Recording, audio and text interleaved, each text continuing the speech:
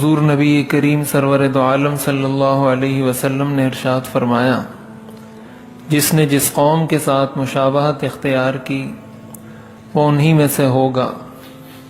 یہ ابو داؤد شریف کی روایت ہے۔ حضرت عبداللہ ابن عمر رضی اللہ تعالیٰ عنہ اس حدیث شریف کے راوی ہیں۔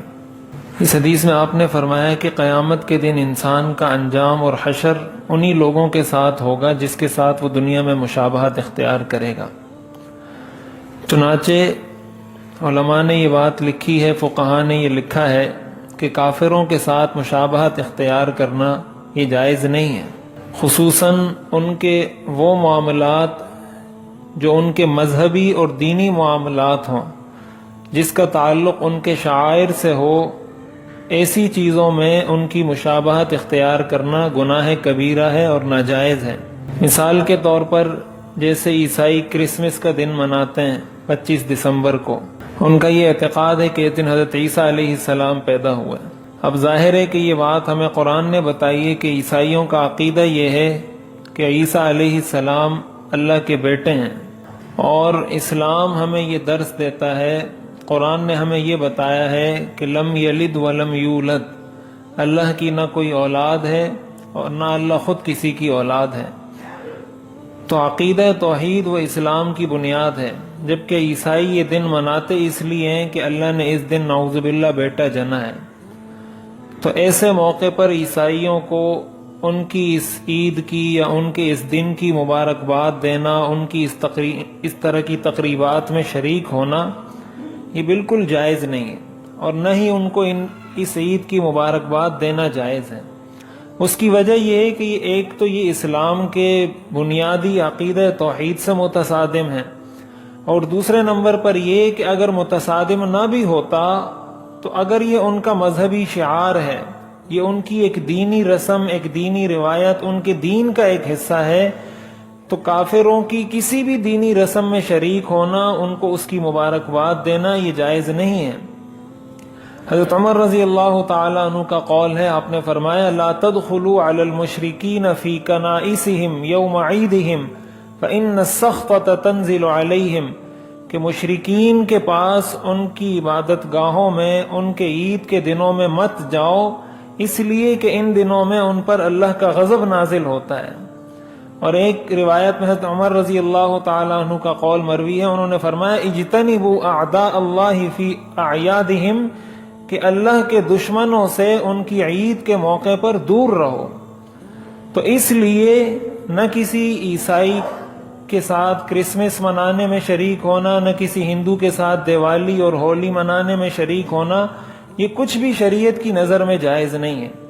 علماء نے یہ لکھا ہے کہ اگر کوئی شخص اس حد تک مجبور ہے، جو لوگ پاکستان سے باہر رہتے ہیں یا ان ملکوں میں رہتے ہیں جہاں کافروں کی تعداد زیادہ ہے اور وہ بہت زیادہ مجبور ہیں، تو کوئی اس طرح کے الفاظ کہہ دے جس سے اس کی جان بھی چھوٹ جائے لیکن دل سے اس کو برا سمجھے۔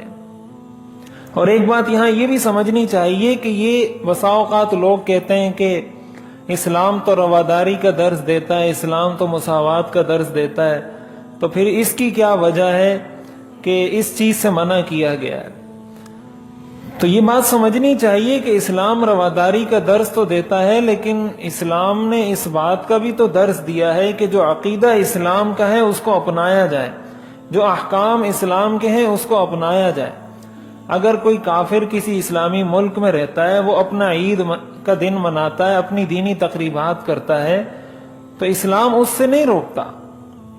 ایک اسلامی مملکت، اسلامی حکومت اس کی حفاظت کرتی ہے، اس کو سیکورٹی فراہم کرتی ہے، لیکن خود کوئی مسلمان اس میں شریک ہو جائے، یہ کیسے جائز ہو سکتا ہے؟ ظاہر ہے ہم مسلمان ہیں تو ہم اسلام کو فالو کرتے ہیں، ہم عیسائی تو نہیں ہیں کہ عیسائیت کو فالو کریں۔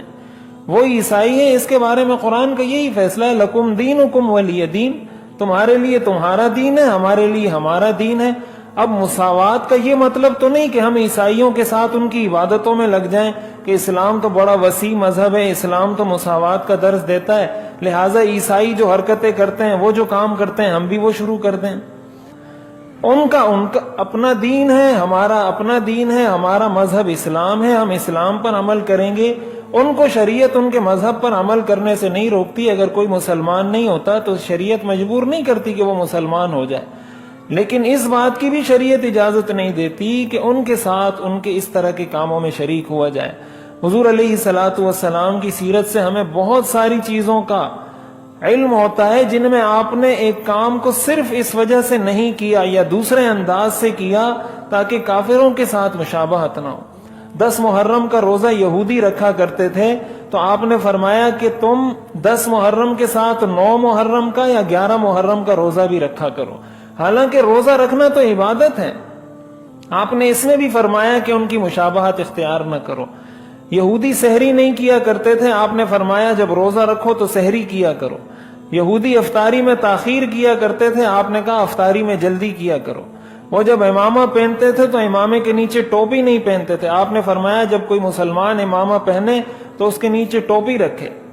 ہر چیز میں آپ نے جو فرمایا کہ داڑھی کو بڑھاؤ، اس لیے کہ یہودی داڑیاں کاٹا کرتے تھے، آپ نے فرمایا کافروں کی مخالفت کرو اور داڑھیوں کو بڑھاؤ اور مونچھوں کو کٹاؤ۔ ہر چیز کے اندر حضور علیہ الصلوۃ والسلام نے مسلمان کو اس چیز کا درس دیا ہے، تو اس لیے یہ چیز ہمارے سامنے ہونی چاہیے۔